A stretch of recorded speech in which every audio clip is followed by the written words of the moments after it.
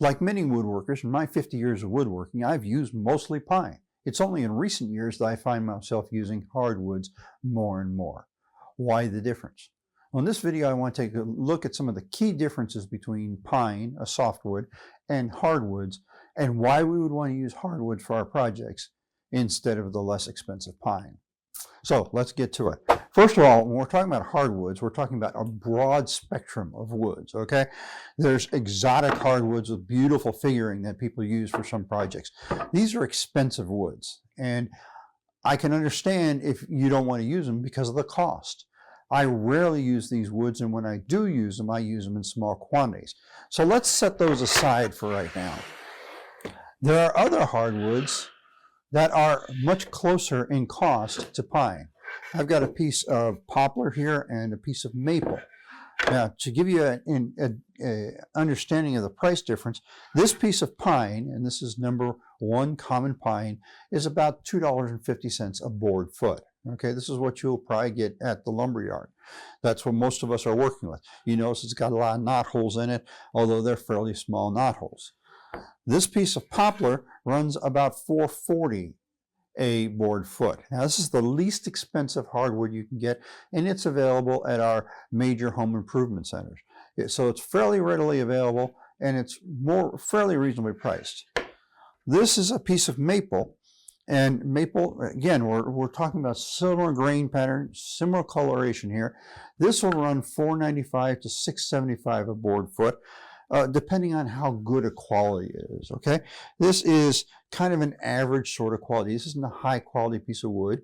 It doesn't have any fancy figuring in it. It's just a piece of wood, okay? So the question is, what are you getting for the extra cost? Are you actually getting anything other than fancy grain patterns? Now, those fancy grain patterns are nice, but I don't have them here, okay? All right, so when we're talking about softwoods and hardwoods, it supposedly has nothing to do with how dense or hard the wood is, although it does.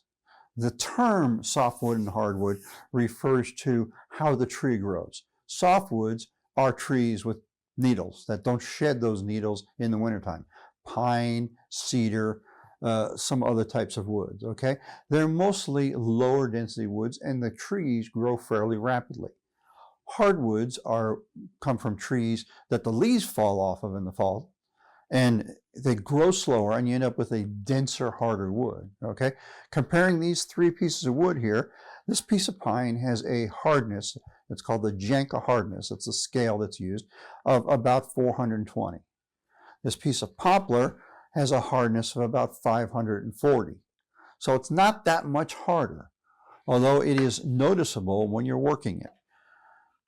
This piece of maple has a hardness of 1450, so it's almost 3 times as dense as the pine that we're starting out with, okay? So there is a big difference there. That difference comes out in strength. The pine is nowhere near as strong as even the poplar, let alone the maple, okay? So a large part of what we're paying for when we pay for at least these domestic hardwoods is we're paying for the wood's strength. And that works out to durability. How long is it going to last? If you make a piece of furniture out of pine, let's say a dining room table, you can be pretty much count on the fact that it's going to get a lot of dings and dents and scratches in it. Why? Because the wood isn't that dense.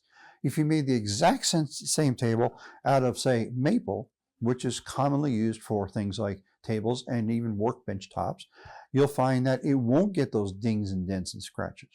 Now, that may not matter if you're only planning on using that table for a year or 2, but if you're planning on making a family heirloom that's going to be passed down through the generations, you certainly don't want to be using a wood that isn't going to hold up. So that's a huge difference between it. Hardwoods are going to last longer than softwoods, and the denser the hardwood is, or the higher the number of its Janka hardness, and the longer it will last. There are other hardwoods that have a much higher Janka hardness than this maple does, but they're also more expensive. Okay, so you're paying for something for that. The next really important factor in the difference between softwoods and hardwoods is warping. Now, all woods can warp. There's no question about it. And all woods will warp given the right conditions. What causes warping? Warping is caused by a combination of moisture leaving the wood, and that causing the cellular structure of the wood to contract, and gravity. In other words, if you've got, say, this board sitting supported just on the ends and it's like that for a long time, or even a longer board like that, it's going to eventually warp. As it absorbs moisture and the moisture leaves it, it will warp, okay?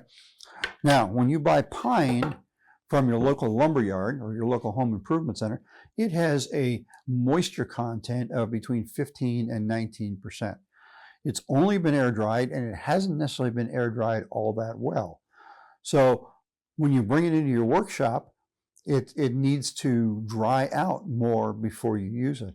And if it's not laid out properly and stickered with weight on it, it may warp in the process. You know, this has become a joke in the woodworking community that you go to Home Depot or Lowe's and you go there and you look for the wood that's already pre-warped so that you can make bent wood furniture out of it because it's already bent for you, right? So because of the higher moisture content of the pine, it's more likely to warp after you purchase it. Now, when you buy hardwoods, you buy that and it's got a moisture content typically of 6 to 8%. It's been kiln dried, not just air dried. And because it's been kiln dried and it's been brought down to that lower moisture level, it's already had any warpage or anything else that's going to happen. It's happened, okay? A lot of times when you buy hardwoods, not at Lowe's or Home Depot, but from a hardwood supplier, it will be 4-4 lumber, meaning it's a full inch thick, instead of S4S, like the pine, which is only 3/4 of an inch thick. So even if it's got a slight amount of warpage or cutting or cupping, you can flatten that out in your planer. And most of us start out by machining the wood to get our surfaces flat and even and parallel to each other. So that's a thing we take care of in the process of using the wood, okay? Because it's got that low moisture percentage, we don't have to worry about moisture escaping from the wood in our workshop as it acclimates to the workshop, and therefore giving that opportunity for warping, cupping of whatever sort. Unfortunately, with our pine, that's not an issue. So that's a huge difference between the two, and it's something that greatly affects how we work with the wood that we buy. If we buy wood and it ends up warping on us, then it greatly limits what we're able to do with it.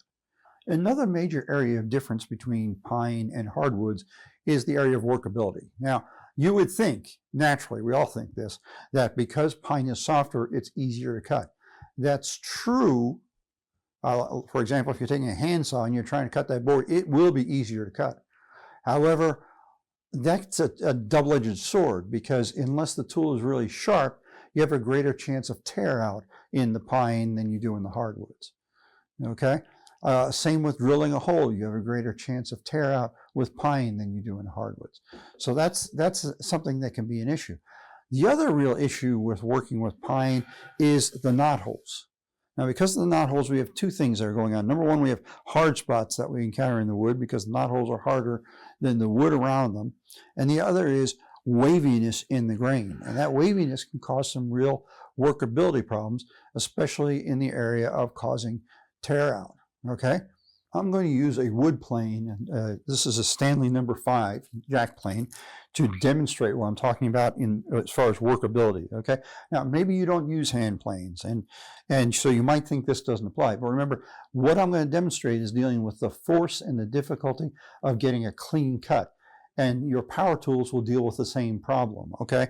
It's easier to show it with a hand tool. So this is the maple.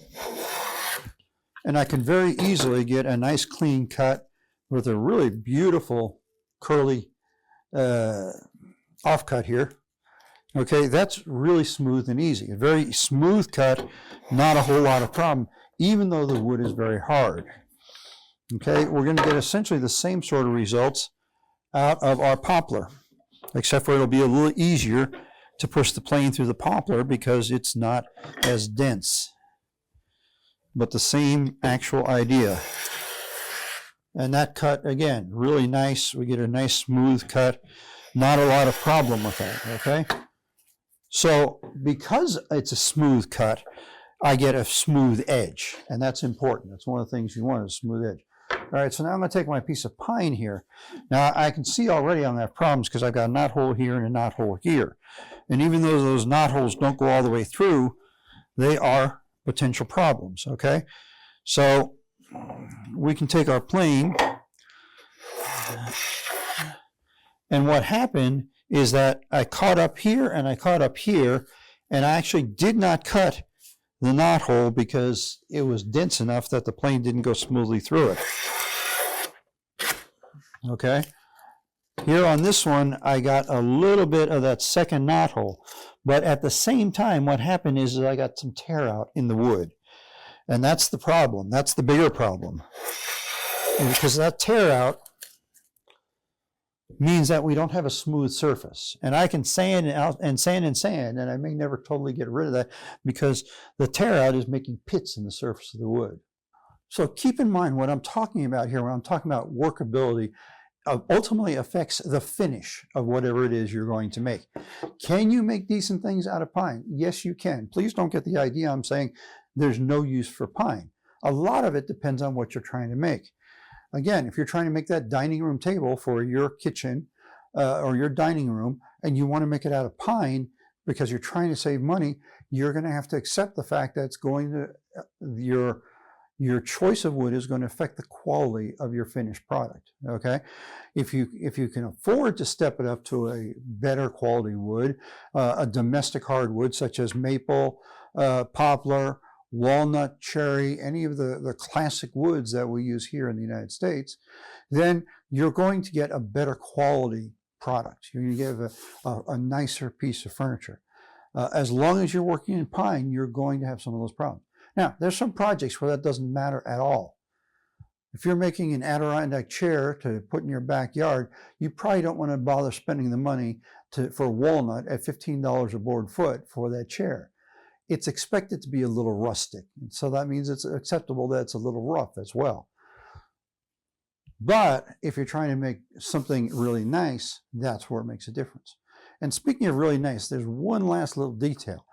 That affects the value of what it is that you're making. Now, a lot of woodworkers that start out as hobbyists want to, at some point in time, make a little money off of their woodworking. Even if they're not going to be turned professional, they just want to make a few things and sell them to help cover the costs of their hobby.